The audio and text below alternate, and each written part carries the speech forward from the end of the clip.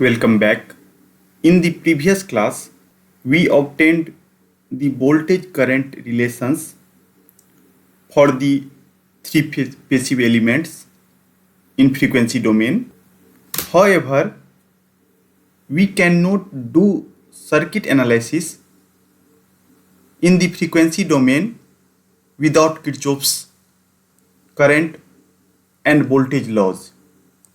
Therefore, we need to express them in frequency domain, and that is the main goal of today's lecture. So let us start the lecture. So we have obtained the following. So in the previous class we obtained the voltage current relations, and voltage current relations is like this. So suppose I have first element as a resistor, then at that time this is phasor voltage, this is phasor current times resistor. In case of inductor, I have this as a phasor voltage, and this J is equal to square root of -1. Omega is the frequency, L, here L is the inductance, and I is the phasor current. And after that, for the capacitor, I have following relationship.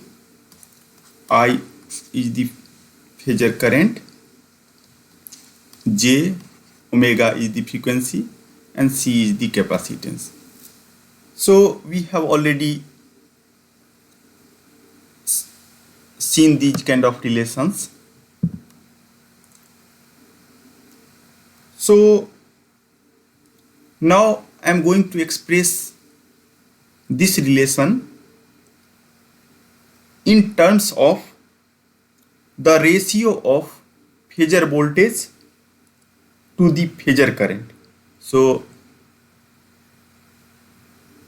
I am going to write this in following form. In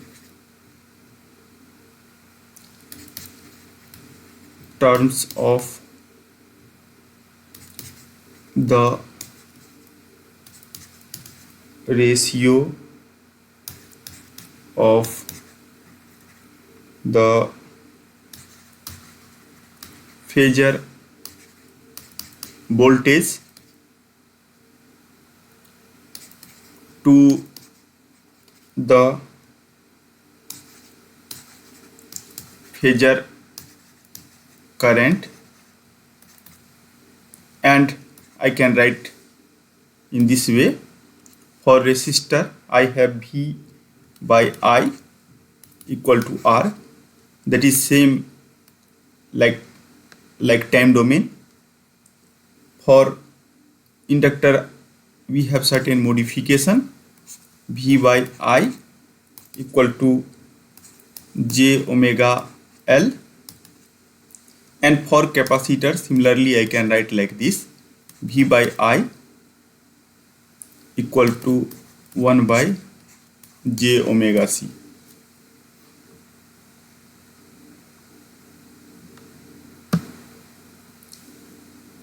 So from the above relation, you can see the three relations.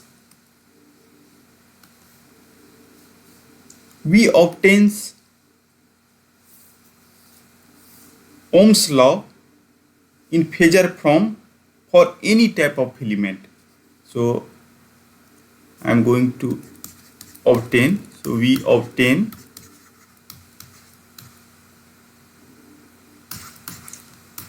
Ohm's law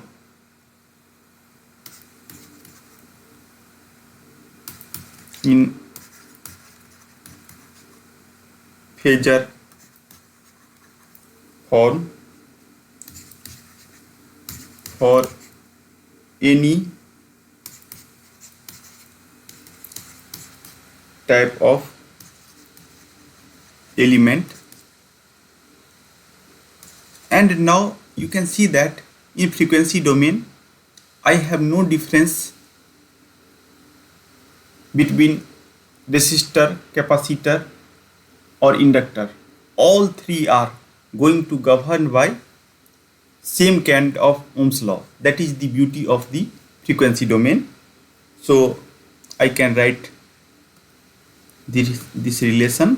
So that is going to govern by Z equal to phasor voltage to the phasor current, or same like Ohm's law I can write like this, Z I.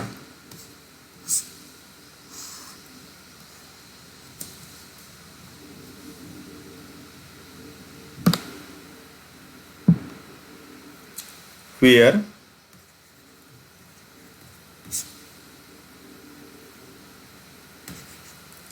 Z is a frequency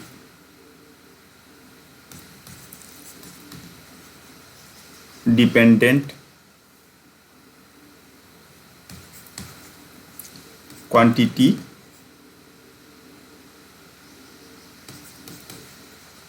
and we have certain name for this known as impedance. We cannot tell Z has a resistance because Z contain may or may not be contain some kind of frequency dependent quantity. Due to that reason we have coined different name that is called impedance, and it again going to measured in ohms. So someone may have confusion that if I have just resistor, then is this statement is true or not. So in that particular case you can substitute, you can write any real number in terms of complex number. So suppose that you have resistance equal to 2 ohm. So at that time you can just write 2 plus j omega. In place of omega just you can substitute 0. So in that language we are trying to express everything in frequency dependent quantity. So now let us come to the formal definition of the impedance.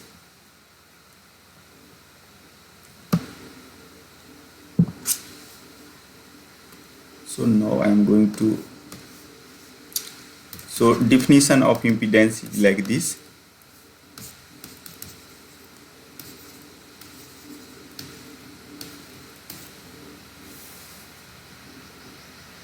The impedance Z of a circuit is the ratio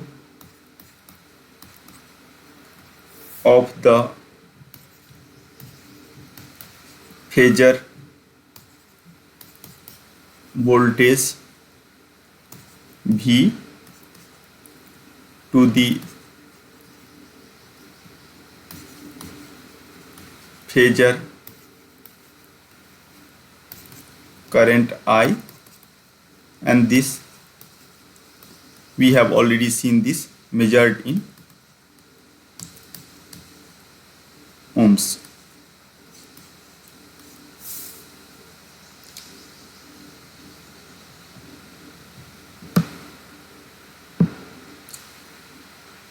So interpretation of impedance and resistance in time domain is exactly the same. So the impedance represents the opposition that the circuit exhibits to the flow of sinusoidal current, because in case of AC circuit, whenever we are doing the steady state analysis, we have already seen that our assumption is that input voltage, or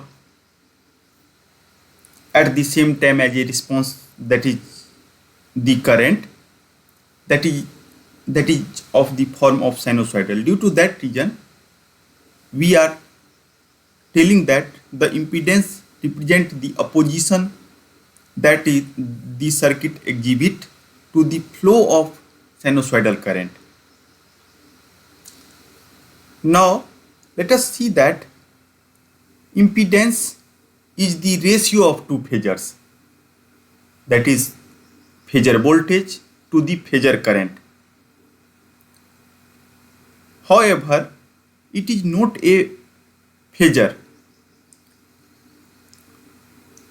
because it doesn't correspond to a sinusoidally varying quantity. Because in order to express something in phasor,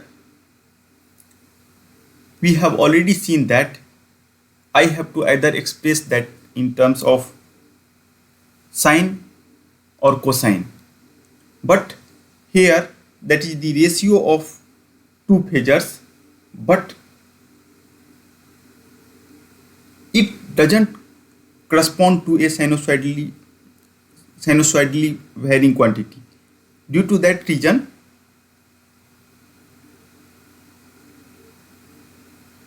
impedance is not expressed in form of the phasor.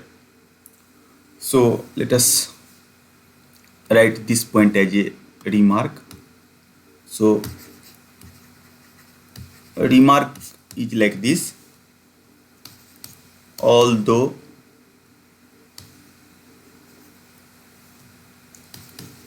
the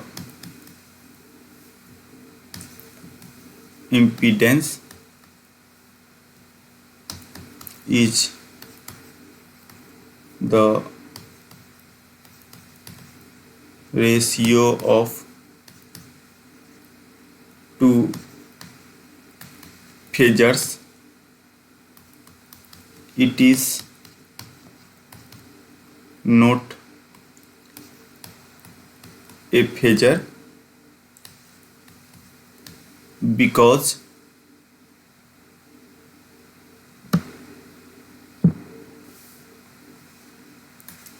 it does not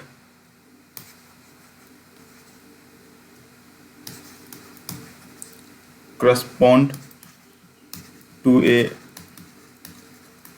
sinusoidally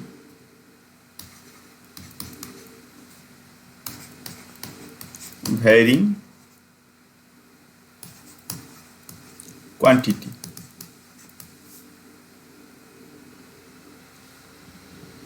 Now let us try to observe some more important implication of the frequency domain. So again, in form of remark I am going to write. So here, in case of AC, I have some frequency dependent component is involved. So I am going to consider two extreme cases. So first extreme case is like this: suppose that omega equal to 0. So that is same for DC source. What does it mean? That if I have some kind of response and suppose that that is the AC response. So just you can substitute omega equal to 0. I am assuming that my circuit is excited by some kind of cosine voltage, and if you put omega equal to 0, then I can extract the DC behavior. So in this case, you can see that if omega equal to 0, then I have following relation with respect to inductor. For inductor, you can see that ZL equal to 0 because Z equal to J omega L, and I am going to substitute omega equal to 0. And at the same time, ZC behave like this. So ZC is basically tending towards the infinity, and this I already obtained during the first part of this course. So confirming what we already know, that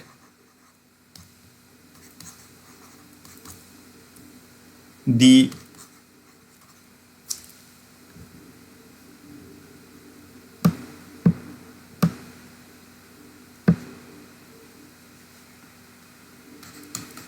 inductor acts like a short circuit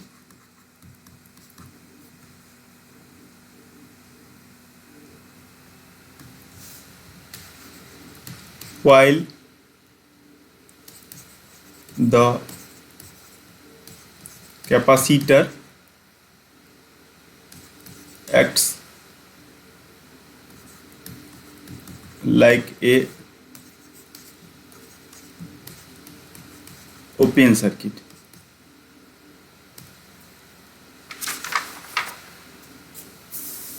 Now, so this is first extreme case. Now let us see the second one. When omega tending towards infinity, and it means that we have very high frequency. So for high frequencies,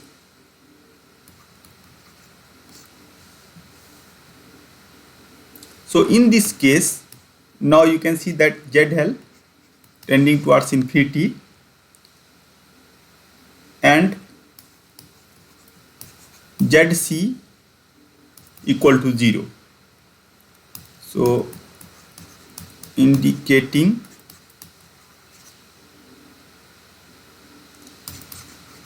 that the inductor is an open circuit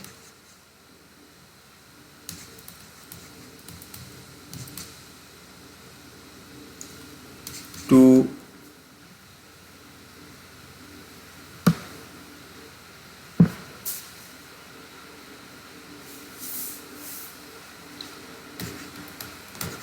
high frequencies while the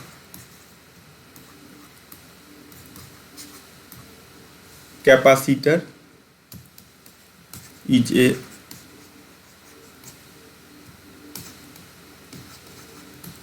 short circuit. And these two observations we are frequently using to build the filters. It might possible in the next semester you are going to learn about the filters. At that time you are able to understand the importance of this discussion. So basically what I am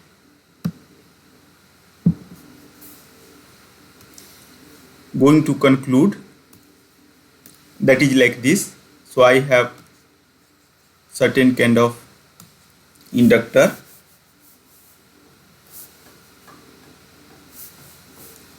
so the behavior of this inductor is like this. So I have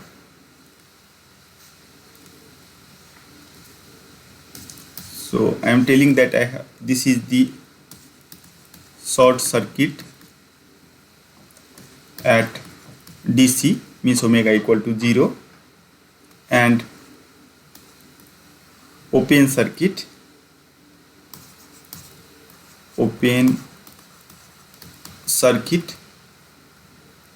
at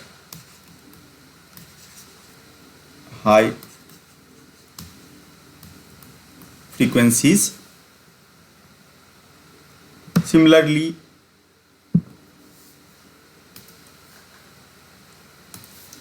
for the capacitor, I have the opposite observation. So open circuit at DC, and this acts like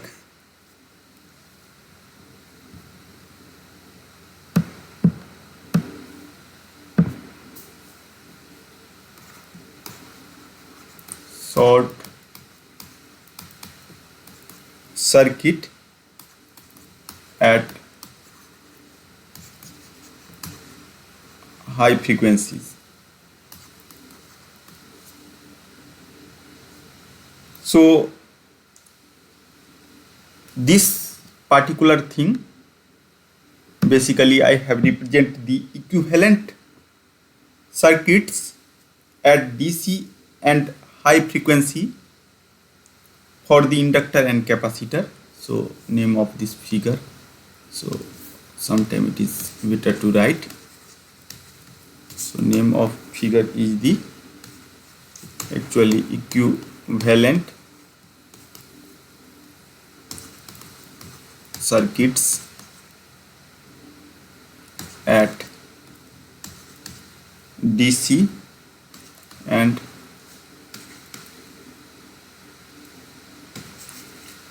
high frequencies for inductor and capacitor, and resistor is behave in the same manner. Due to that reason I am not going to discuss about the resistance for the high or zero frequency or for the DC. One more remark is important here. You can see that impedance is the ratio of two phasors, and phasor is a complex quantity. So obviously I can expect that impedance also is a complex quantity. So I can express complex quantity either in rectangular form or polar form.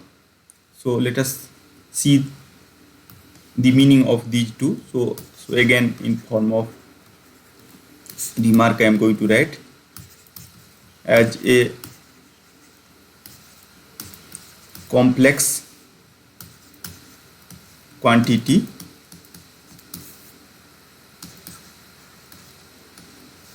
the impedance may be expressed in the rectangular form, and form of rectangular is like this.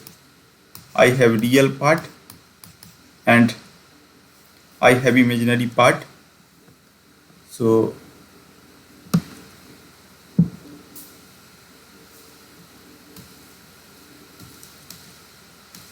where R is the real part of Z, is the resistance, and X, that is the imaginary part of Z, and imaginary part of Z has some special name that is called reactance. So these are the standard terminology. So you have to remember these terminology in order to understand the further part of this course.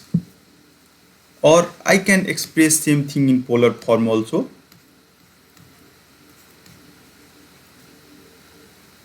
Polar form like this, and you know how to express magnitude, that is r square plus x square, and how to express the phase phi. So I am not going to write that kind of things here. One more important point you can see here, that in some case Z is represented as R plus Jx. In some case it might possible that Z is R minus Jx, because that is the ratio of two phasors. So here I can get R plus Jx or R minus Jx. So let us try to see that under which situation we are going to get those kind of relationship, and what is the physical interpretation if I will get R minus Jx, and in the another side if I will get R plus Jx. So as a form of note I am going to write this. So basically impedance Z equal to R plus Jx is said to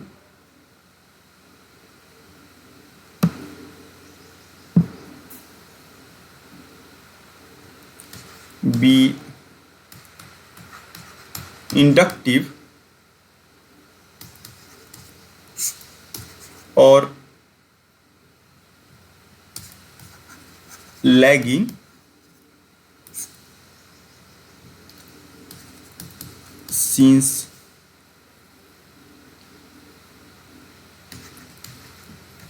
current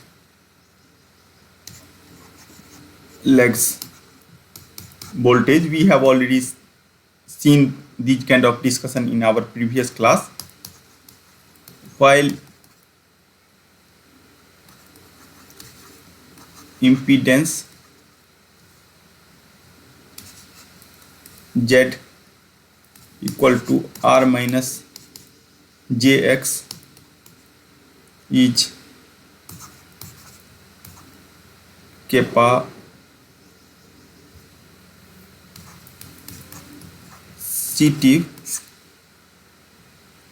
or leading because current leads voltage. So again, these terminology, that inductive, capacitive, lagging, leading. So you have to understand these terminology, because if you are trying to read the standard books, most of time these terminology people are frequently using without defining it. So you have to understand the implication of these names like inductive, lagging, leading, capacitive. And again, it is important to remember that impedance, resistance, reactance, everything is measured in terms of ohm. Now let us come to the second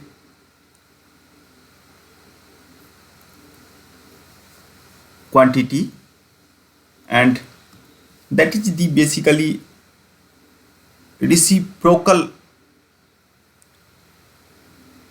of the admittance. And why we have defined that reciprocal of the impedance? Because sometimes it is very convenient to work with the reciprocal of the impedance, and that is called admittance. So let us try to see the definition first. So definition, I am going to write the definition. So definition of new quantity, that we are going to see here, that is called admittance. So the admittance, so most of standard book are using this kind of symbol for that, is the reciprocal of impedance, and this is reciprocal of the impedance. So surely I am not going to measure this in ohms, so I am going to measure this quantity in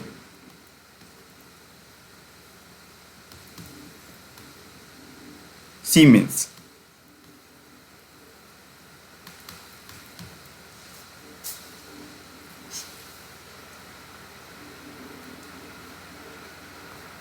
So basically admittance is nothing but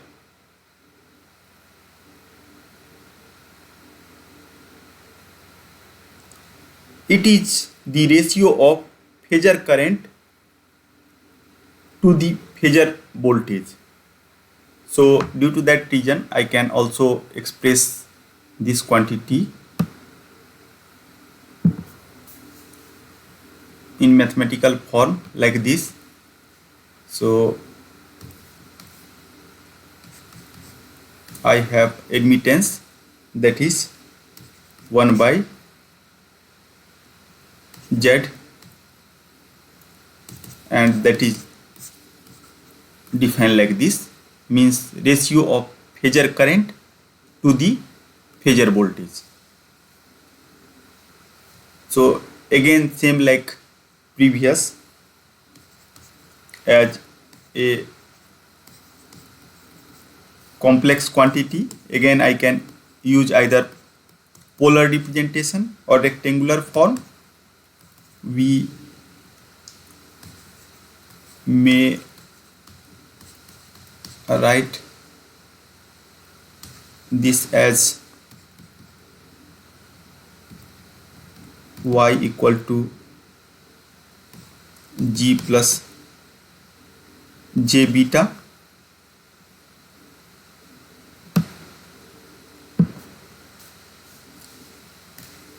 where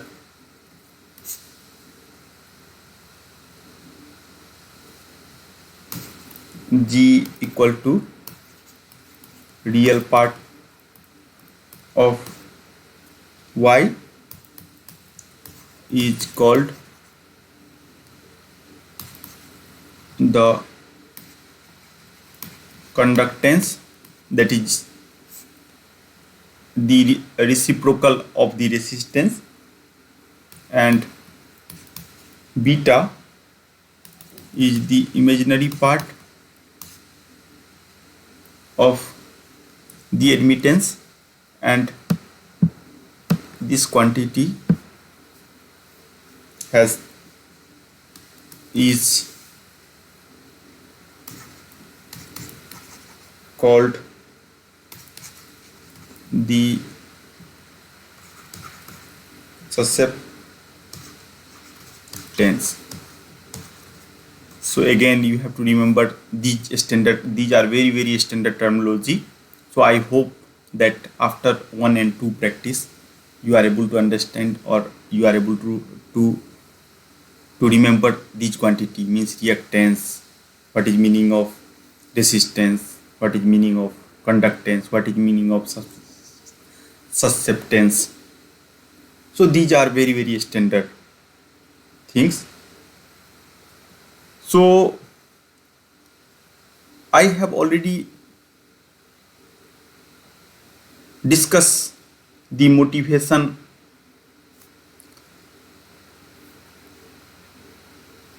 of the today lecture, and we have seen that we have following motivation. So motivation is like this.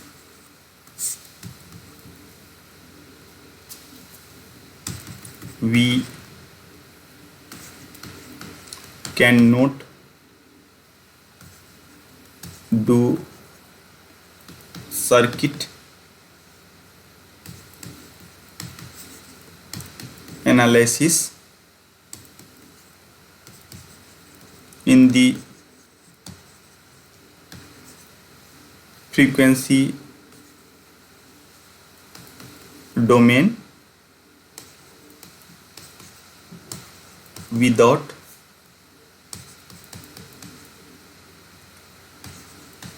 Kirchhoff's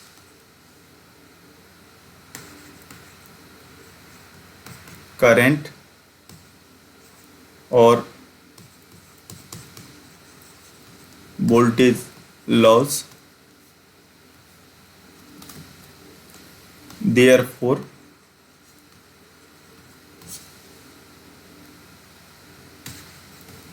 we need to express them in the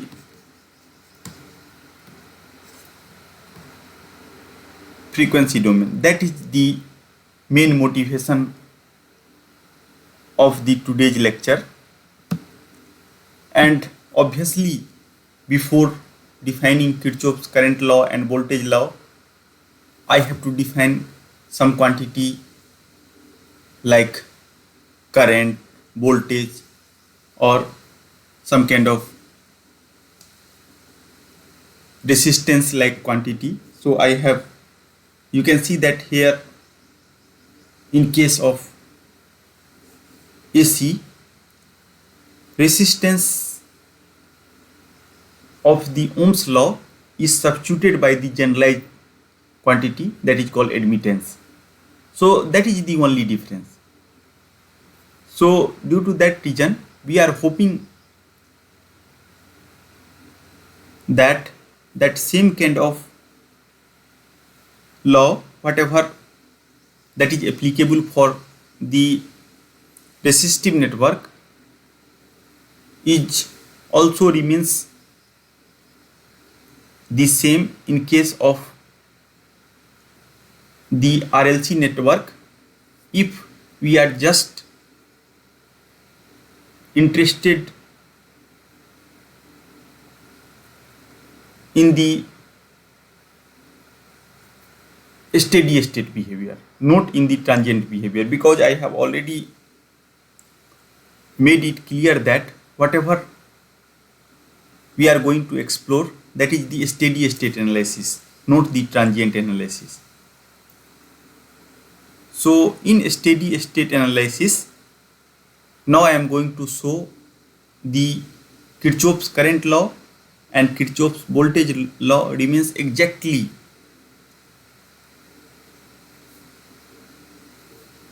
same like Kirchhoff's current law and Kirchhoff's voltage law in case of the resistive network, and if we consider the time domain.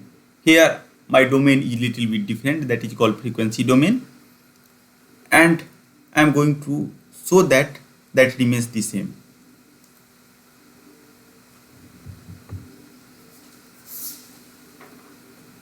Before going to the Kirchhoff's laws in the frequency domain, first I am going to see one numerical example which is related to the calculation of impedance. So problem is like this.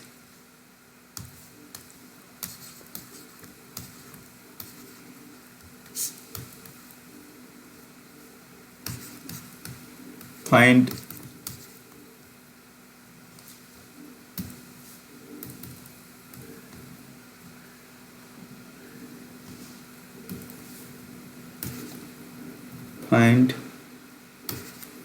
Vt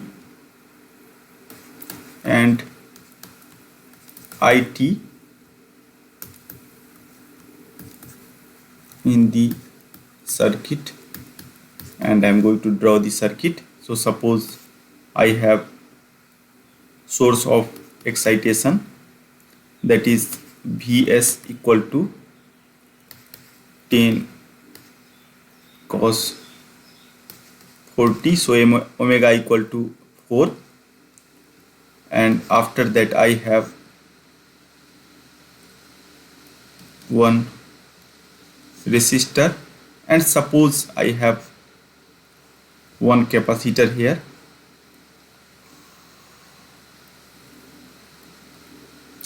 and this is of 5 ohm and this is of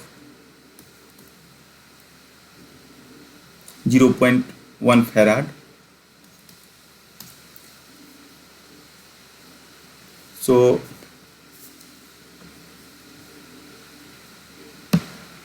here you can see that I have to calculate the IT. So in order to do calculation, first I have to show that I can apply the Kirchhoff's current or voltage law.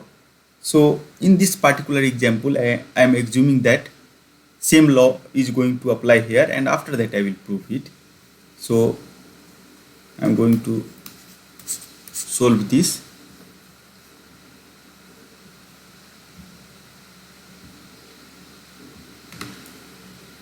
So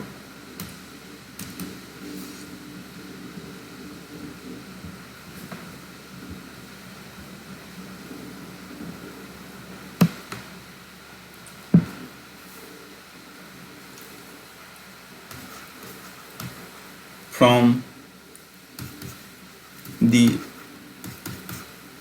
voltage source, my voltage source is 10 cos 40, I can write omega equal to 4, and I can express this voltage source in the phasor form by collecting the magnitude and the phase. So I have this, and after that I can write the impedance.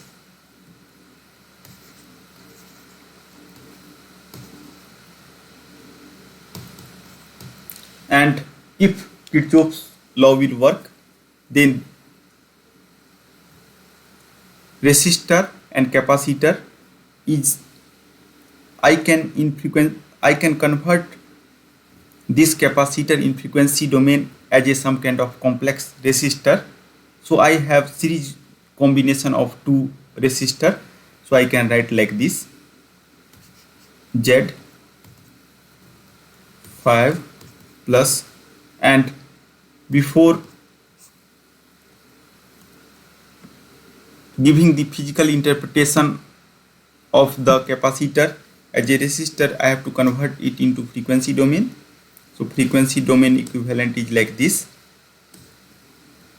So now I have 5 by 1 plus j multiplied by 4 multiplied by 0.1. So that I can write like this: 5 minus j 2.5 ohm. So now I know the voltage as well as the impedance, so I can define the current. So hence the current is I equal to Vs by Z. So in phasor form I can write like this: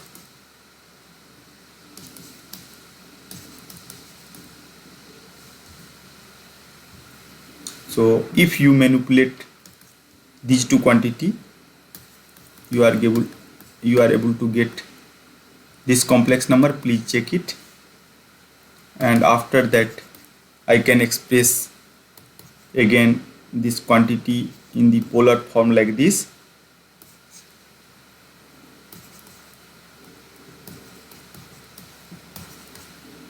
So this is nothing but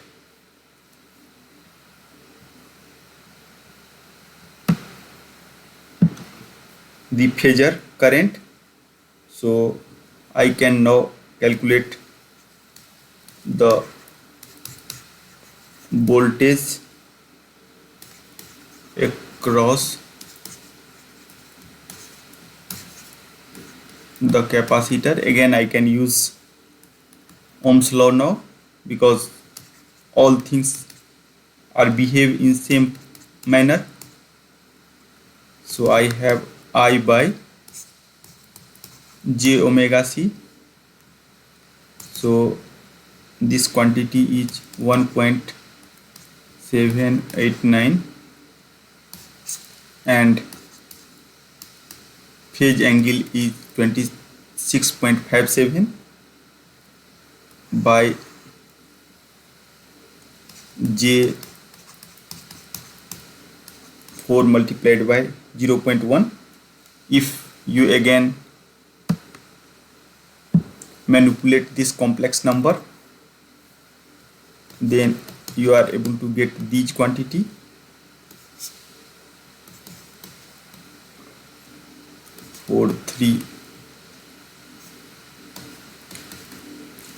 These quantity is in volt. And now you can also write current and voltage. So basically in this previous problem, my current, this current is I, and basically voltage I am going to calculate across the capacitor, that is V.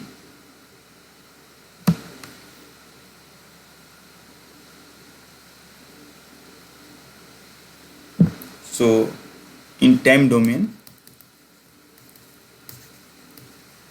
now directly I can write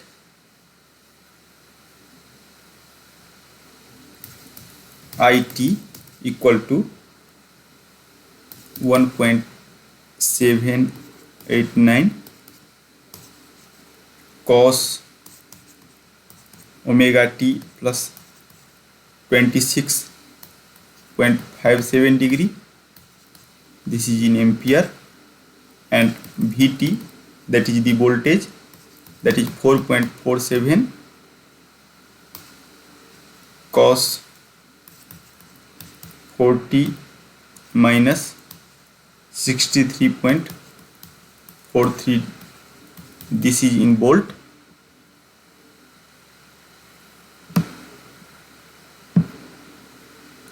And here you can notice that IT leads Vt by 90 degree as it expected, because this is the RC network. So you can write as a notice that IT leads Vt by 90 degree, and this is not the new observation for us.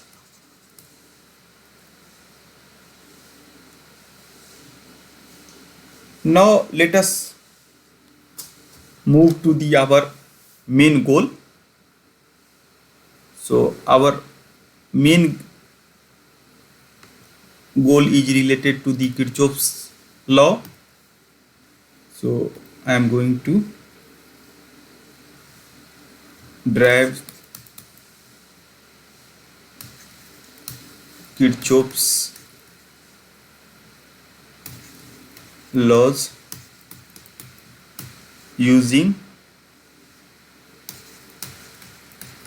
phasors, or phasors we have already know that I can also write this as a frequency domain.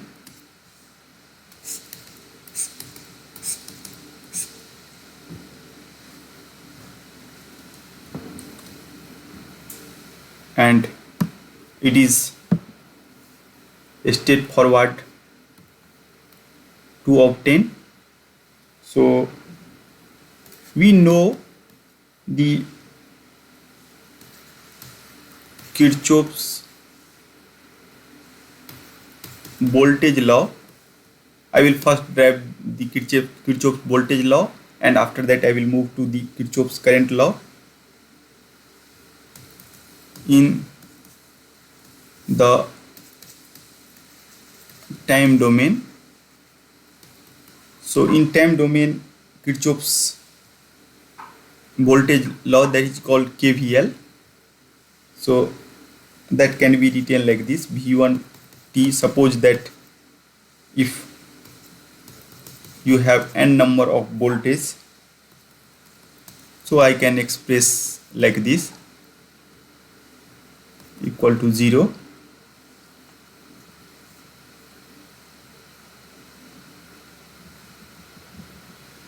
Now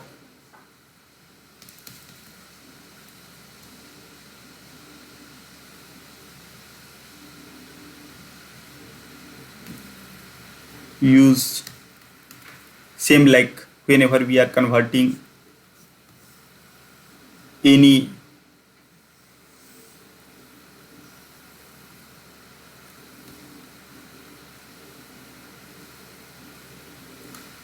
time domain quantity into frequency domain. At that time we are doing the following thing: we are using the Euler identity. So Euler's identity to replace each voltage. So if I have n number of voltage, so I am going to replace that voltage like this: voltage replace each voltage Vi with a complex voltage having the same real part, and I have already told you that basically we are extending the domain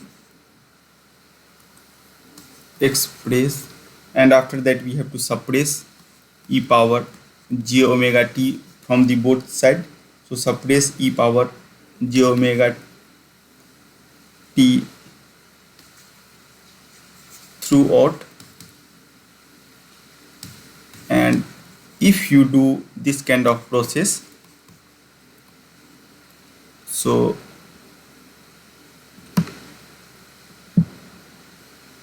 I will get the following relationship. And so this is very straightforward, so I am not going to write much about this. So you can see that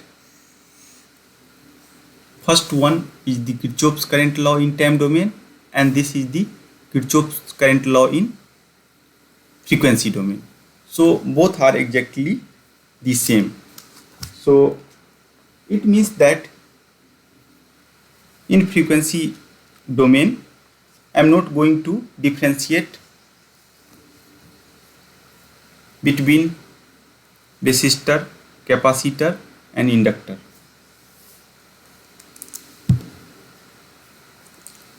So now let us try to see the Kirchhoff's current law. So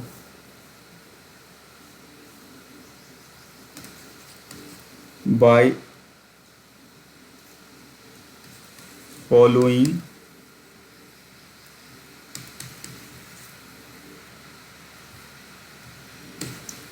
a similar procedure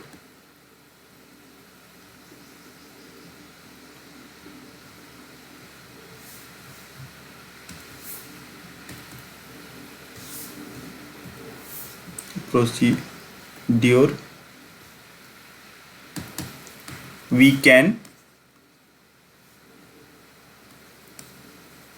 show that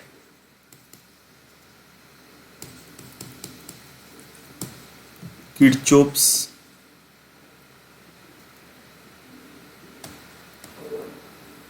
current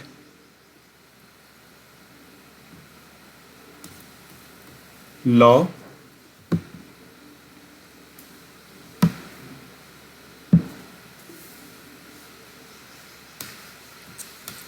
holds for phasors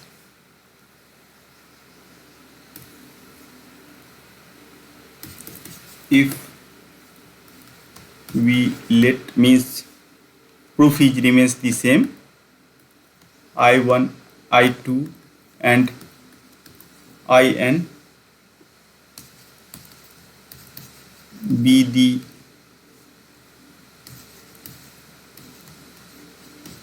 current leaving or entering a closed surface in a network. We have already seen this kind of interpretation why I am going to consider the closed path network at time t. Then I have following relationship.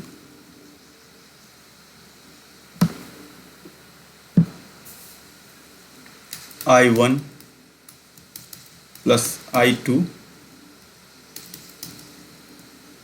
and IN t equal to 0,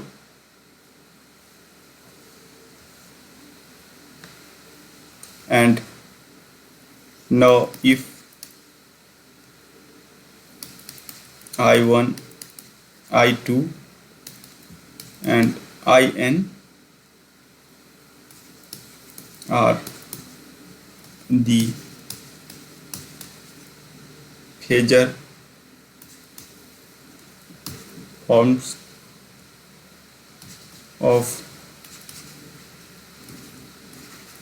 the sinusoids I1, I2 and In, then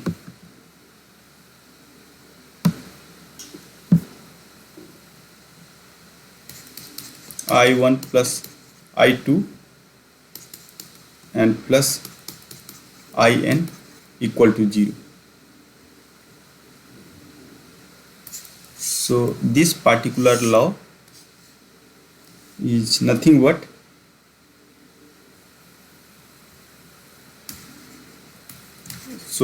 which is Kirchhoff's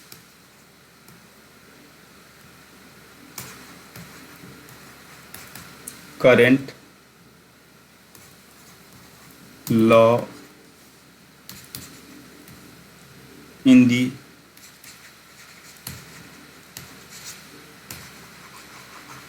frequency domain. So without any extension, I can apply same kind of law. Just you have to be careful that before applying this law, you have to convert your inductor as well as capacitor in form of some kind of complex quantity. So once we have shown that both KVL and KCL hold in the frequency domain, it is easy to do many things. Now I can combine the impedance. So in case of time domain, we are combining the resistance. So similarly here I can combine the impedance. I can use the nodal and mesh analysis. I can extend the superposition theorem in same way, and I can perform the source transformation also. So these kind of things is almost remains the same. So I am just going to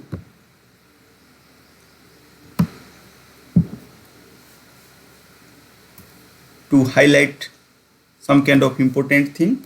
So first highlight is related to the impedance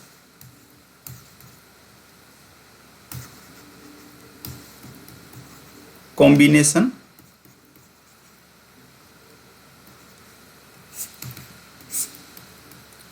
So that is the same like the resistance combination. So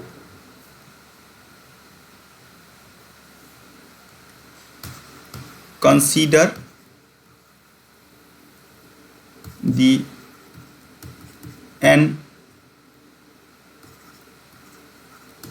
series connected impedance, and definition of series connection is remains the same.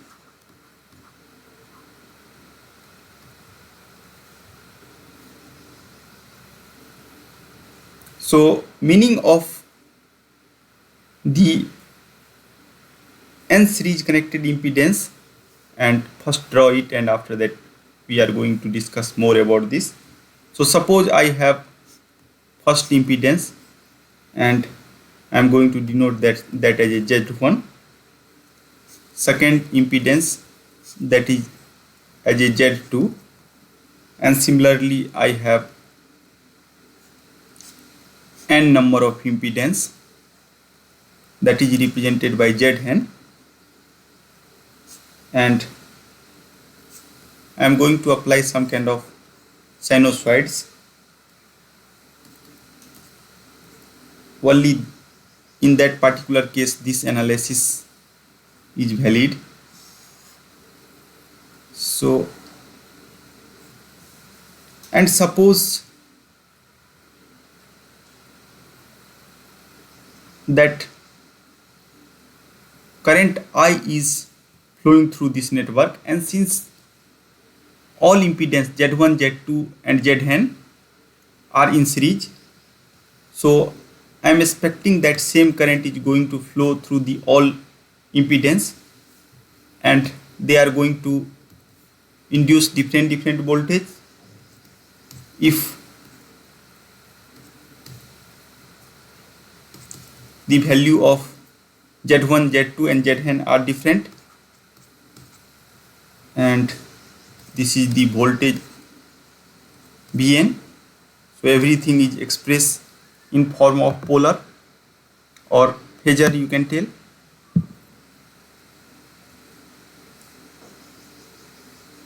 So now I am going to calculate the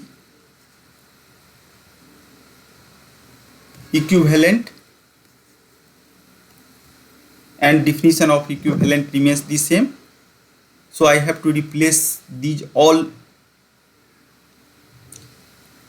impedance or n connected impedance by the single one, such that same current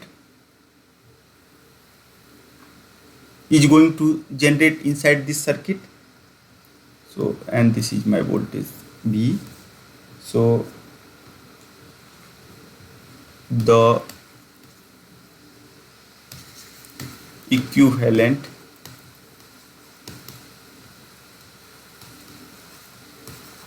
impedance at the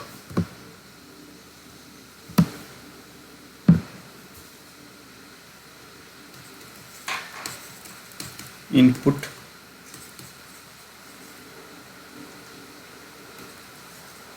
terminal is Z equivalent, that is V by I. So that is Z1 plus Z2 up to Z.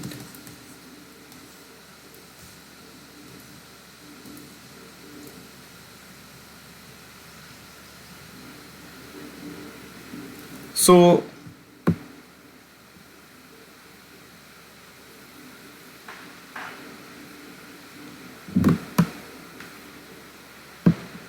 now I can extend the same kind of result if I have n parallel connected impedance.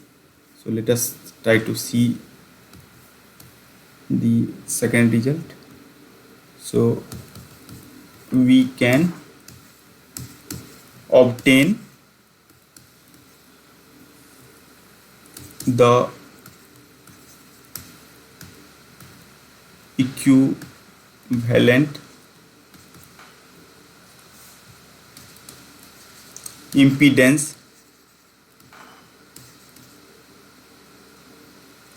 or also I am telling this as a admittance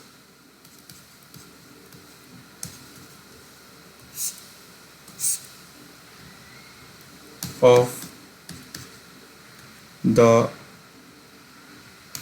n parallel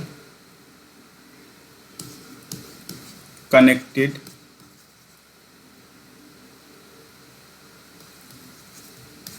impedances.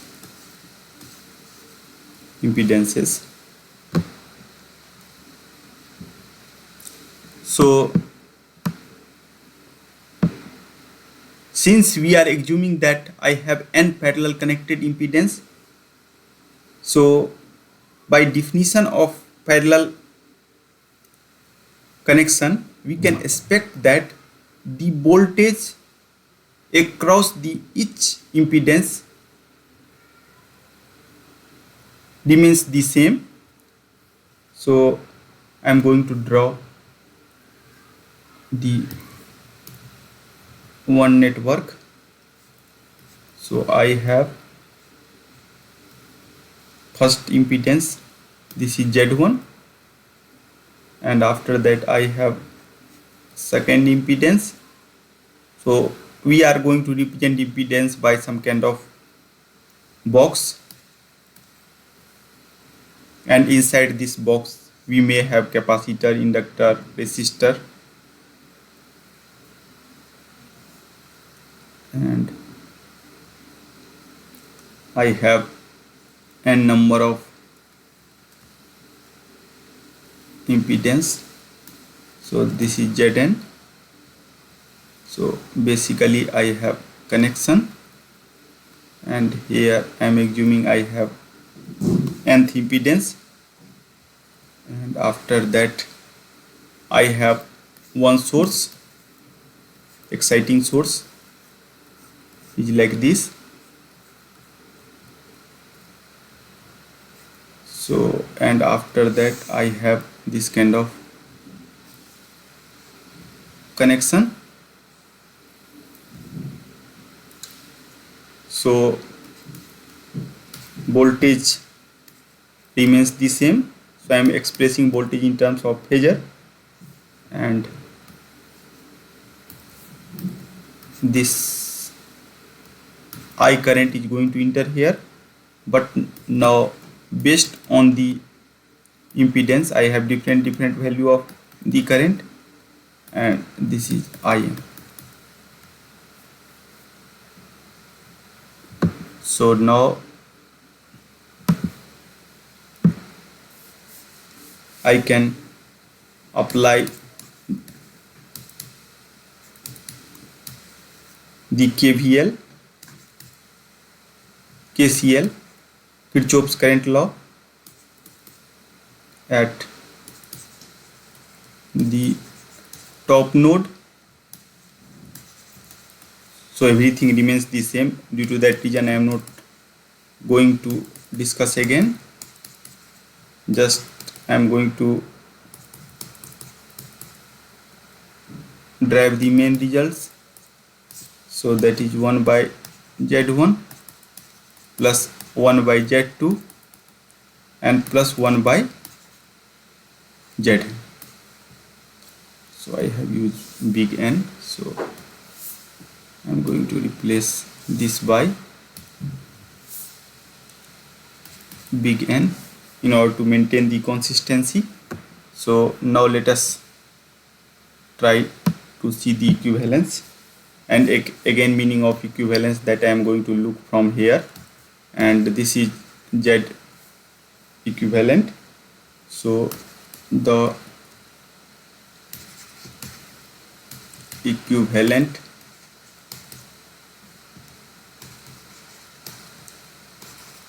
impedance is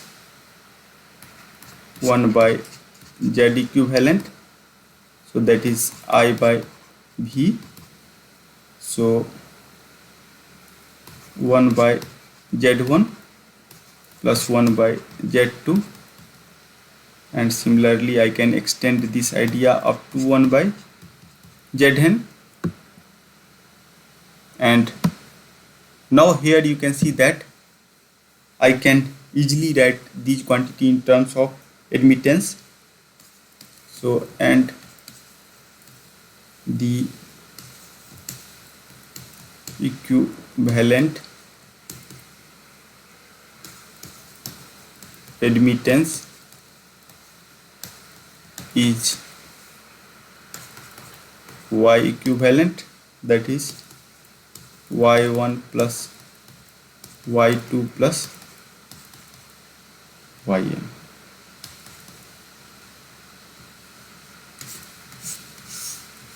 And